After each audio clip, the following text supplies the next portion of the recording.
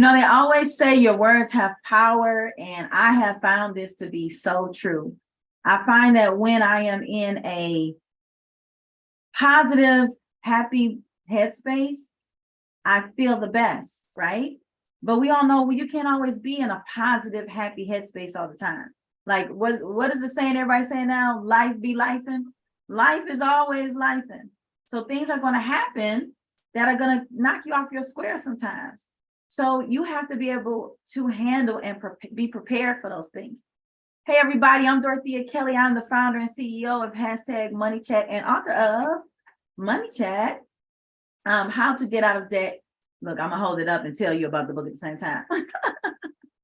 How to Get Out of Debt. What did I say? Manage your money and create financial freedom. Today, I want to talk about money mindset. I want to tell you a little bit about my story, my mindset revelations, things that I had to overcome. And I want to talk about some things that you can do to either, because there's skewed views on money mindset. Like you could be at one spectrum where you never want to spend because you never want to be broke, which is where I was. Or you could be like, YOLO, you only live once, so I'm going to spend all of it. I can't take it with me. So we want to find our balance somewhere in the middle. And that starts with our mindset, because our mindset affects our habits. So let me just tell you a little bit about me. Raise my hand and tell on Dorothea right quick.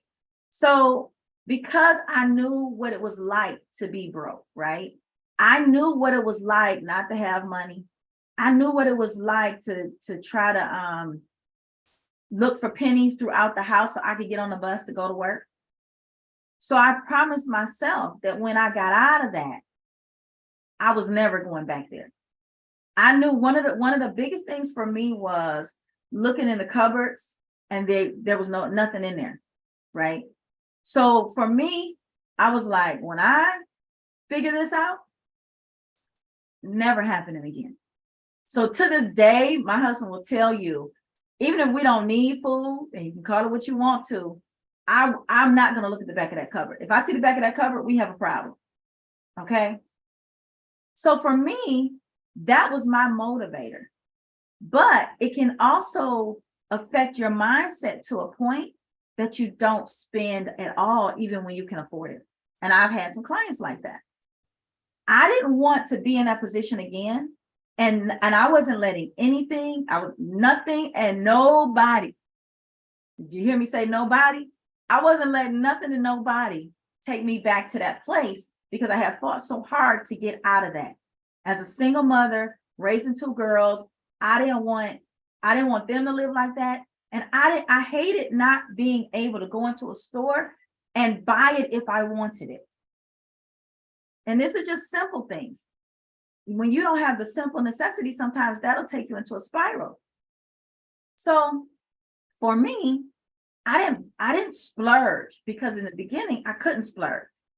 But when you have a point in your life where you can't splurge, when you start making more money, you're scared to. You won't. I would spend more money on somebody else before I would spend it on me. And buying something luxury, even if I could afford it. Like I had situations where I would get lump sums and things would happen, but I was like, nope, I'm sitting on it, or I'm putting it towards a bill. And that's what I needed to do at the time.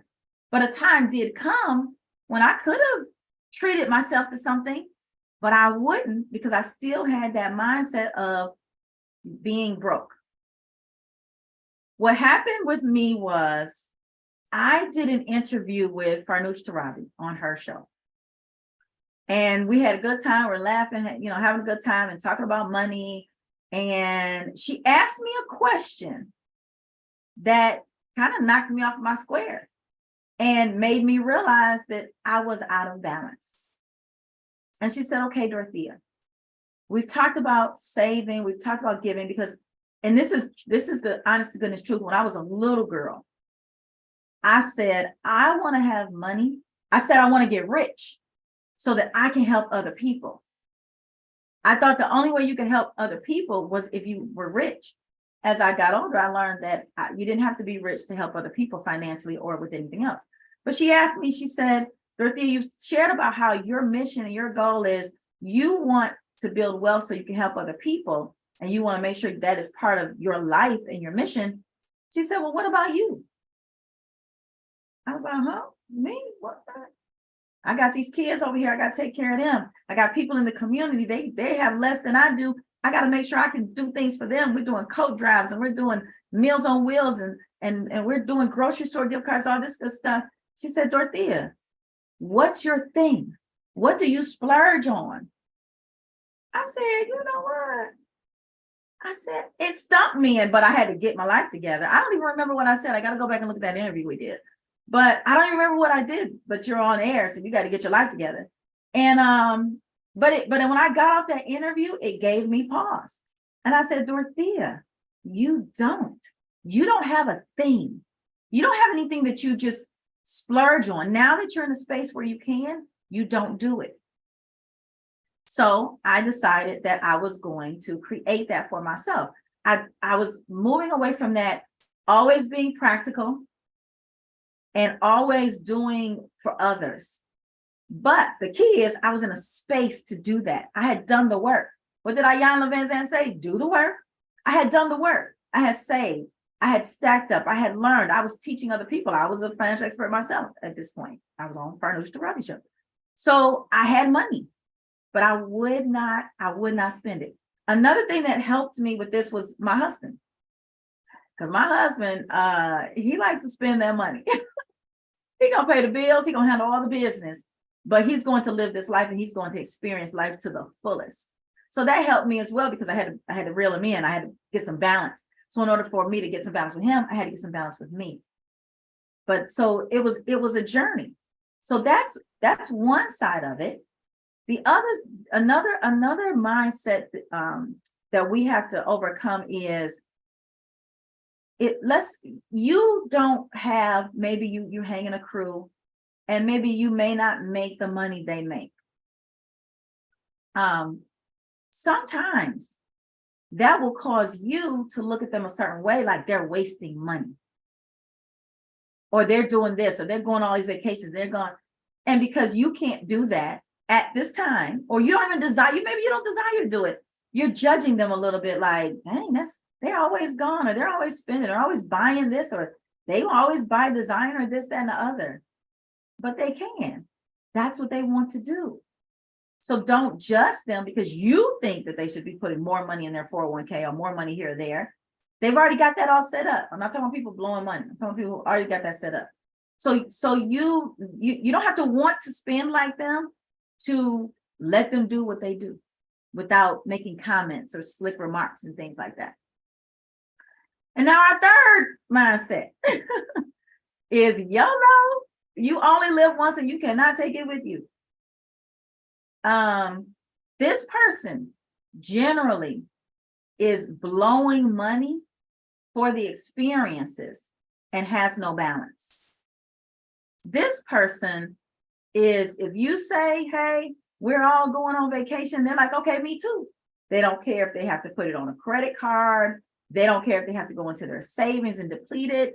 They want to be in the mix doing what everybody else is doing so that they can have that experience. They're going to deal with, they're going to, hey, let the dust fall where it may. When I get back home after this fun vacation or whatever I'm doing, or going on this shopping spree with my friends, especially with the internet now, it catches me up too. So I'm in the fray with y'all. I'm thinking all kind of things we could do, but all that stuff costs money.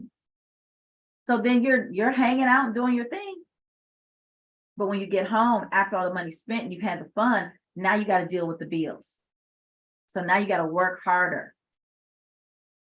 The key here is balance. You don't want to have a mindset skewed in either direction of, I can't buy nothing. I gotta save. When you've already done that work, we should always reward ourselves. You work hard for the money. You should always reward yourself in some kind of way.